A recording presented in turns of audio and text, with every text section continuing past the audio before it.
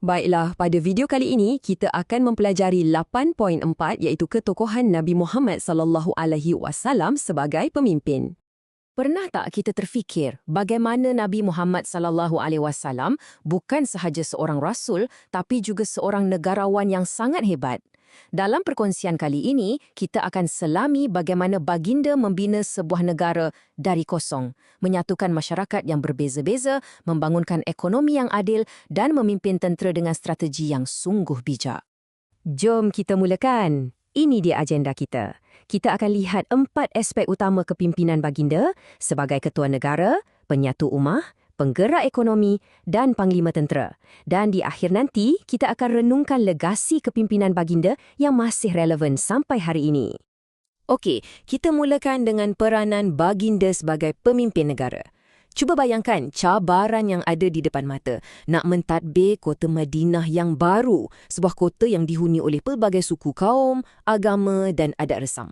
Bukan tugas yang mudah kan? Keadaan di Madinah masa tu terus terang agak tegang. Ada macam-macam puak dengan kepentingan masing-masing dan potensi untuk bergaduh tu sentiasa ada. Jadi persoalannya, macam mana nak bina sebuah negara yang stabil daripada situasi yang macam ni?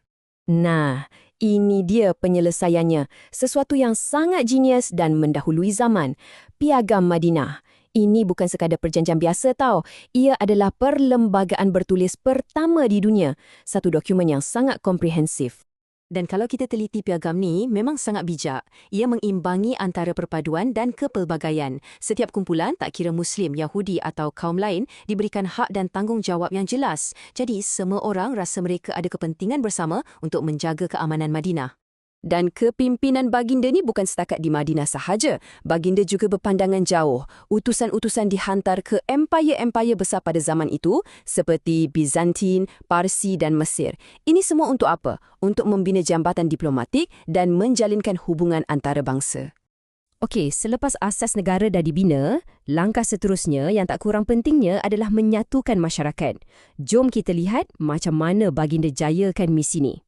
Cabaran sosialnya pun besar juga. Cuba bayangkan macam mana nak satukan penduduk asal Madinah, kaum Ansar dengan pendatang dari Mekah, kaum Muhajirin dan pada masa yang sama hidup harmoni dengan komuniti bukan Islam seperti kaum Yahudi. Kuncinya adalah dengan membina masyarakat atas dasar prinsip-prinsip universal. Contohnya, konsep syura atau perbincangan bersama. Ini memastikan semua suara didengari. Pada masa yang sama, keadilan dan toleransi dijamin. Jadi setiap orang rasa selamat dan dihormati, tak kira apa pun latar belakang mereka. Masyarakat yang bersatu padu tentunya perlukan ekonomi yang kukuh untuk maju.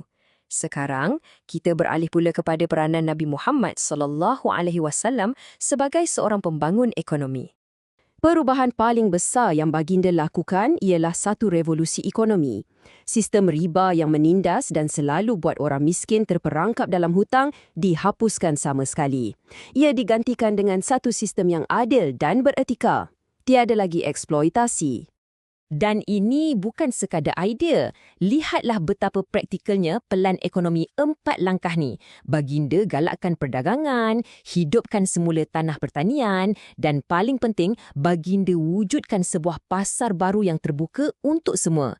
Ini bukan sahaja merancakkan ekonomi, tapi juga mewujudkan persaingan yang sihat dan adil untuk semua. Sekarang, kita akan terus ke satu lagi peranan baginda yang sangat penting. Sebagai pemimpin tentera, peranan ini amat kritikal untuk mempertahankan negara yang baru dibina ini daripada sebarang ancaman luar. Cuba bayangkan sebuah komuniti yang kecil baru nak mula hidup tapi dah dikelilingi oleh musuh yang berkali-kali ganda lebih kuat.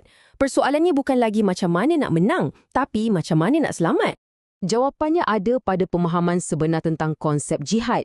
Ia sangat berbeza daripada apa yang sering kita dengar hari ini. Jihad bukanlah tentang memulakan peperangan. Sebaliknya, ia adalah prinsip perjuangan untuk mempertahankan diri, agama dan tanah air apabila kedaulatan diancam.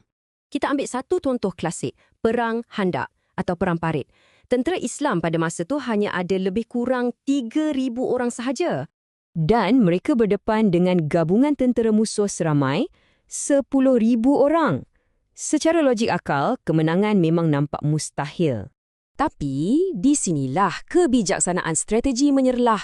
Atas cadangan seorang sahabat, Salman Al-Farisi, Nabi Muhammad SAW setuju untuk menggunakan taktik yang tak pernah dilihat di tanah Arab, menggali parit besar di sekeliling Madinah. Strategi yang genius ini berjaya melumpuhkan kekuatan utama musuh, iaitu tentera berkuda mereka, dan akhirnya membawa kepada kemenangan. Dan apa yang paling luar biasa, walaupun dalam keadaan perang, ada etika yang perlu dipatuhi. Baginda melarang keras pembunuhan orang awam, wanita dan kanak-kanak. Merosakkan tanaman dan alam sekitar pun tak dibenarkan.